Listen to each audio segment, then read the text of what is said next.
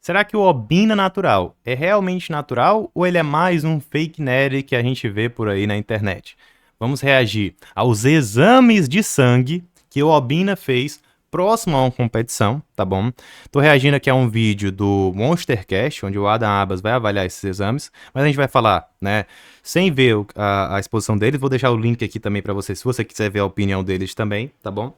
Mas a gente vai ver o exame e discutir se dentro desse exame a gente consegue extrair alguns fatores para dizer que esse indivíduo é natural ou não. Lembrando que a gente está falando aqui de exames colhidos, e é importante saber o contexto da colheita do exame, próximo ao momento da competição, onde ele estava em uma restrição calórica severa, percentual de gordura bem baixo, tá bom? Então isso aqui é importante que fique claro, tá certo? Então vamos lá. Vamos começar aqui nos exames. A gente começa aqui com o exame de sangue. Lembrando que não existe nenhum exame que vai garantir que o indivíduo é harmonizado ou natural. Inclusive, às vezes, o indivíduo pode ter utilizado esteroide há algum tempo. Isso deu um potencial anabólico para ele naquele período e até aumentou o receptor androgênico. Depois parou e ele consegue normalizar basicamente 100% desses exames básicos aqui, tá bom? Então, isso daí também é possível de acontecer. Então, a gente não tem como garantir, tá certo? Vamos lá. O que a gente tem aqui? O que a gente vê primeiro aqui nesse exame?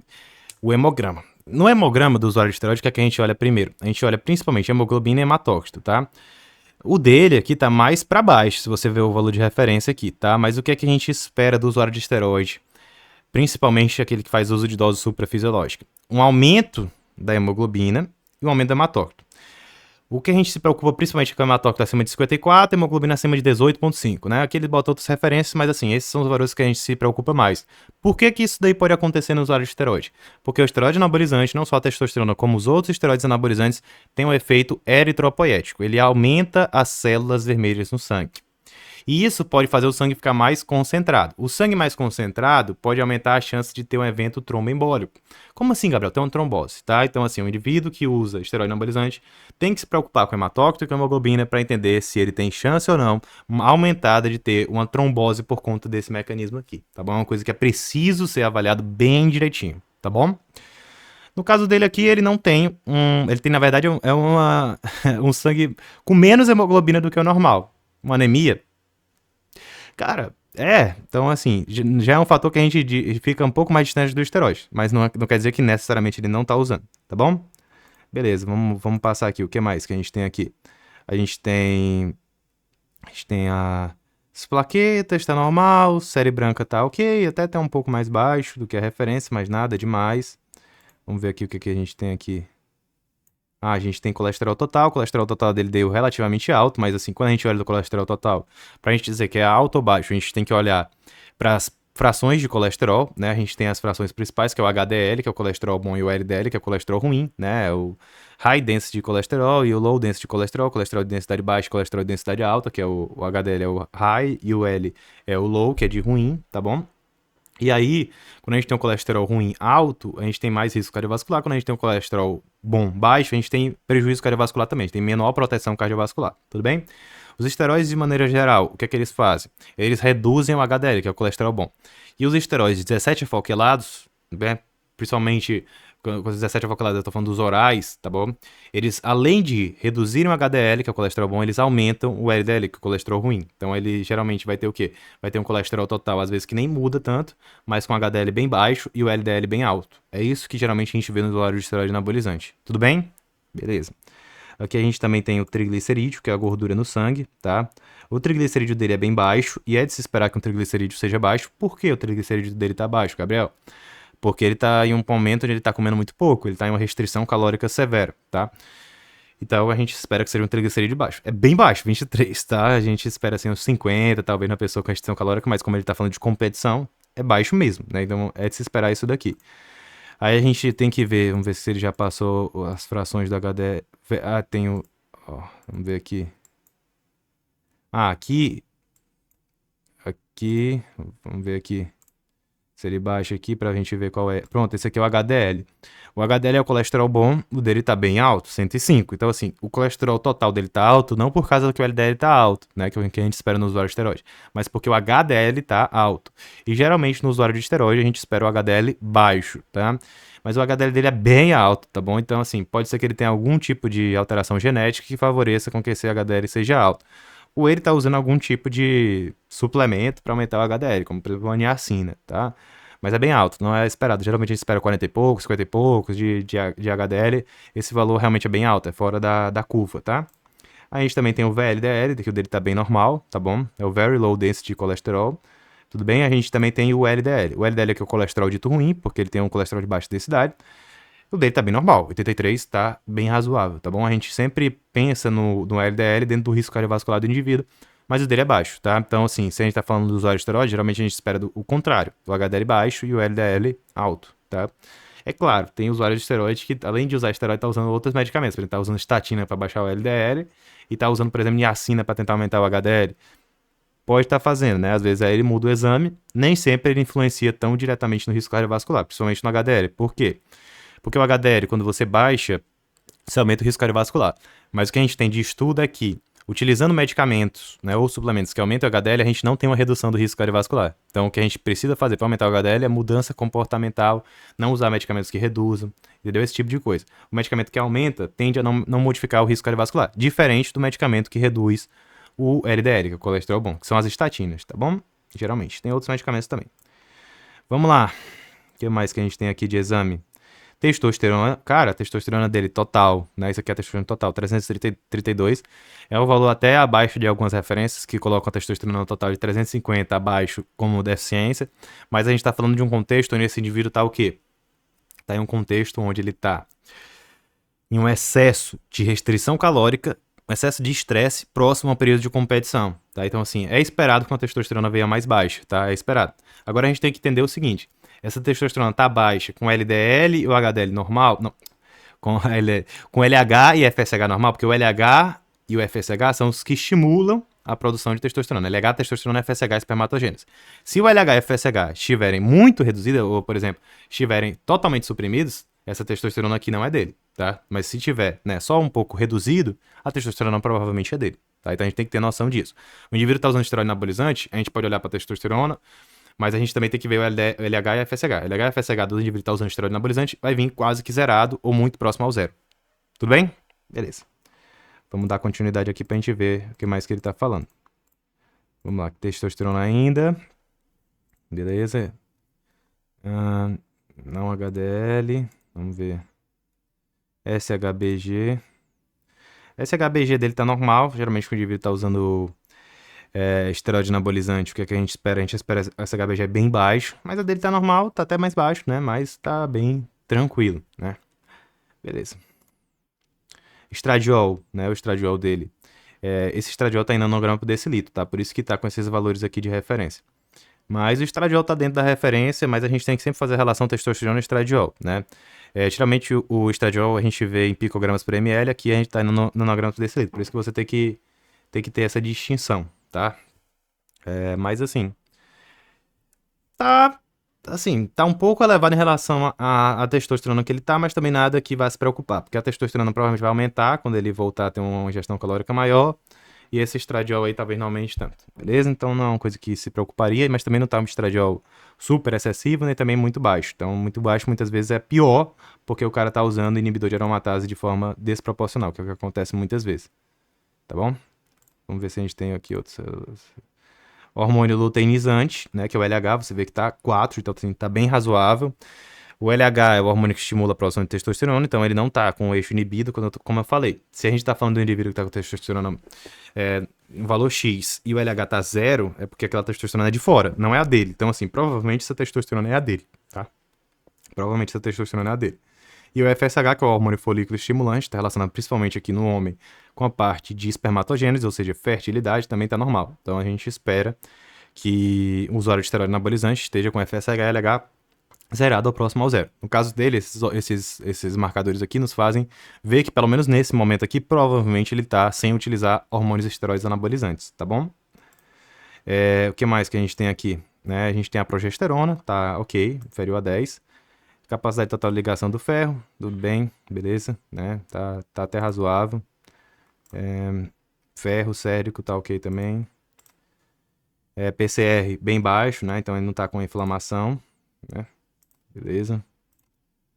Ferritina, né? A dele é meio alterada, é meio elevada, mas assim, né?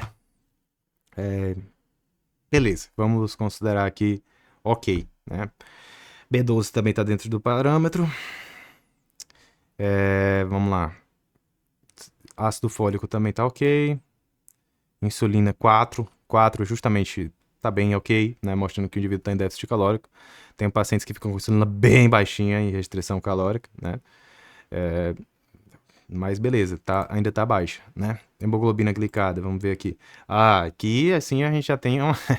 Cara, é o seguinte, a hemoglobina glicada dele tá 5,9. O que é que a gente viu? A gente viu a insulina baixa, a gente tá em um indivíduo que tá com triglicerídeo de 23 em um processo de restrição calórica. A gente espera que a hemoglobina glicada dele venha bem baixo, tá? O que significa dizer isso aqui?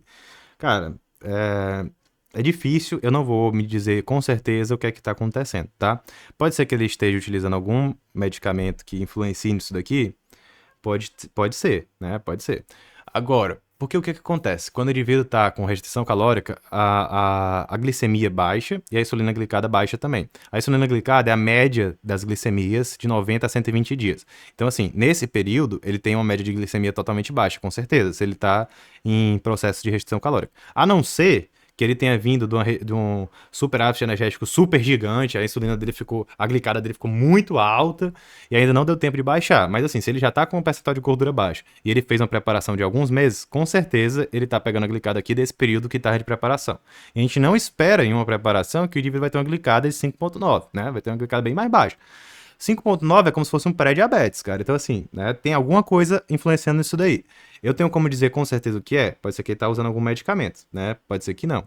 Mas, assim, esteroide anabolizante tá causando isso aqui? Não. Então, assim, ele pode estar usando algum outro tipo de medicamento, como, por exemplo, ele pode estar usando um hormônio do crescimento, um GH, que tem um efeito hiperglicemiante? Pode. Então, assim, ele pode estar usando o GH? Pode. O GH, ele tem um efeito hiperglicemiante, pode fazer com que a insulina dele fique, a hemoglobina glicada fique mais alta. Por quê? Porque as glicemias ficam mais estavelmente mais altas e aí ele cria uma média mais alta de glicemia, que é a hemoglobina glicada. Eu posso afirmar com certeza que é isso? Não, né? Pode ser que ele tenha algum tipo de alteração genética que tem esse tipo de...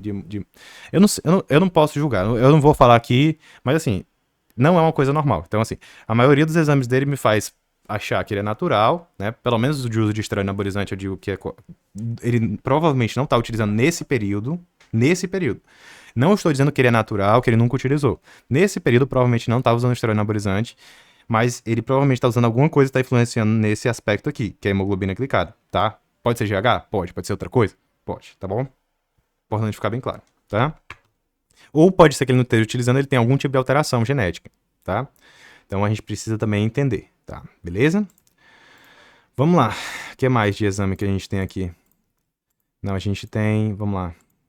Glicada. TG... Eita. Vamos lá. TGO. TGO de 119. Beleza. E TGP de 95. Beleza. As transaminases, gente, são marcadores, né, de lesão no fígado, de agressão ao fígado também, mas também são marcadores, né, de agressão muscular. São transaminases. Então, assim, um treinamento muito excessivo pode aumentar as transaminases. Tudo bem? Pode aumentar. Agora, medicamentos como os esteroides 17 alfacolados também podem, né, principalmente o estanozolol, esses mais agressivos, como a oximetolona. A oximetolona nem tanto, mas a metanidrostenolona e o estanozolol e o alotestin também, entre outros, modificam bastante essas enzimas, tá bom? Causando o quê? Uma lesão no fígado que faz aumentar as transaminases. Então, assim, o indivíduo já está treinando pesado e ainda está usando o esteroide anabolizante, aí ele pode influenciar. No caso dele, eu não acho que seja esteroide anabolizante, porque se ele estava usando esteroide anabolizante, o LH-FSH vai vir quase zerado e ele teria um perfil de colesterol diferente, tá? Então, assim, ele pode estar usando alguma coisa que influencie negativamente no fígado dele? Pode. Pode ser também só do treino? Pode, sim, né? Ó, o que acontece? Quando a gente está falando de alteração de transaminases pelo treinamento, a gente tem principalmente o TGO aumentando muito maior que o TGP, tá? Quando a gente fala só de treinamento, geralmente o TGP não muda tanto, tá bom? Ele pode até mudar, mas geralmente fica dentro da referência um pouco superior. E o TGO muito alterado. Então, assim, a gente tem um TGO maior que o TGP, que já deixa a gente mais tranquilo, tá? Mas ele altera bastante o TGP. Tem pessoas que alteram mais do que outras. Pode ser que isso aqui seja só de lesão muscular? Pode ser.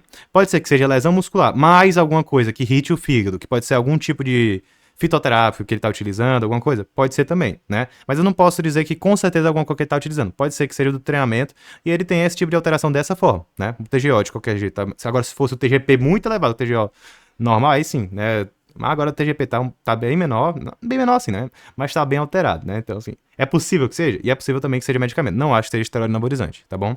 Pode ser algum fitoterápico que tenha usado pra questão de algum tipo de colateral que ele tava sentindo ali de indisposição, essas coisas, e às vezes tem algum tipo de agressão hepática que é pequena, mas ele não sabia que tinha, né? Mas assim, de qualquer forma, ele tá sabendo que tem essas alterações de transaminases, não necessariamente é o fígado que tá ruim, tá? Pode ser que seja só do treinamento. E geralmente, quando é só o treinamento TGP bem mais alterado, TGO altera, mas geralmente não altera tanto, tá bom? Mas é possível ser assim do treinamento, beleza? TGO, TGP, que é esse aqui. Não, vamos ver. Vamos lá. Rapaz, aqui ainda tá nesse aqui. Gama GT, né? Tá bacana, 31, beleza. Às vezes o cara quer. É porque assim, quando o cara tá com um fígado muito zoado, aí o gama GT aumenta também, tá? Então assim, ele tem alteração de transaminase, como se o fígado tivesse com um pequeno impacto, mas o gama GT, ele tá normal, então assim, tá razoável. Só que no caso aqui, a gente não tá esperando que a agressão seja do fígado, ele tá simplesmente com alteração de TGO e TGP, não por causa do fígado, mas por causa de quê?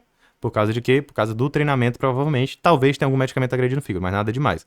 E o GAMGT, ele mostra também estresse oxidativo. O indivíduo está com estresse oxidativo muito grande, por exemplo, o indivíduo obeso, ele aumenta bastante esse GAMGT, beleza? Ureia, tá bem razoável, tá bom? 31, né? Às vezes o indivíduo, principalmente, catabolizando demais, no déficit calórico e comendo bastante proteína, a ureia dá um pouco alterada. Dele tá normal, né? Nem esperaria isso, poderia até ver um pouco mais alto. Creatinina 1,21, a dele é levemente próximo do limite superior, justamente porque ele tem mais massa muscular, é normal. O próprio consumo de creatina também pode aumentar um pouquinho. Ácido úrico dele tá ok, tá? Nada que se preocupar. TSH, você vê que tá um pouco mais baixo, mas também ele tá num processo de restrição calórica, beleza? Mas ainda tá normal, com o T4 livre normal, né? Beleza, ele tá com o TSH mais baixo com o T4 livre normal. Então a tireoide dele tá ok.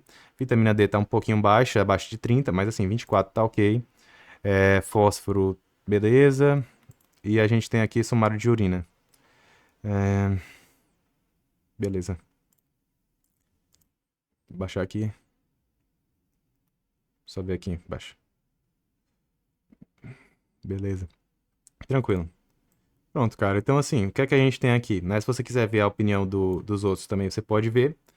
Mas o que é que a gente tem aqui? A gente tem um exame que mostra que provavelmente nesse período ele está usando esteroide anabolizante? Não. Eu posso afirmar que ele é natural com certeza? Logicamente que não. Agora, né, ele tem uma alteração de transaminase, que provavelmente vem do treino, tá? Ou de algum outro, junto com algum outro suplemento que ele está utilizando, ou só do treino. É possível, porque o TGO é maior que o TGP. Se o TGP fosse maior, eu diria que tem mais a ver com o fígado, com certeza. Não com a parte muscular, porque a gente tem a transaminase tanto no fígado quanto na parte muscular. E ele tem essa alteração de hemoglobina glicada. Pode ser que ele esteja utilizando GH, que aumenta a glicemia, pode ser, né? Eu tenho como afirmar com certeza, logicamente que não. Pode ser que ele tenha algum tipo de alteração genética que influencie nisso daí. Eu não conheço ele, não tenho como dizer. Então, assim, eu só tô falando aqui do ponto de vista básico para você entender, tudo bem? Gabriel, e dentro da galera que usa esteroide anabolizante, o que é que a galera geralmente tem utilizando? Cara, muitas vezes utiliza a testosterona. E a duratestoon é um tipo de testosterona muito utilizado. Vou deixar o vídeo aqui completo para você. Te espero lá e um grande abraço.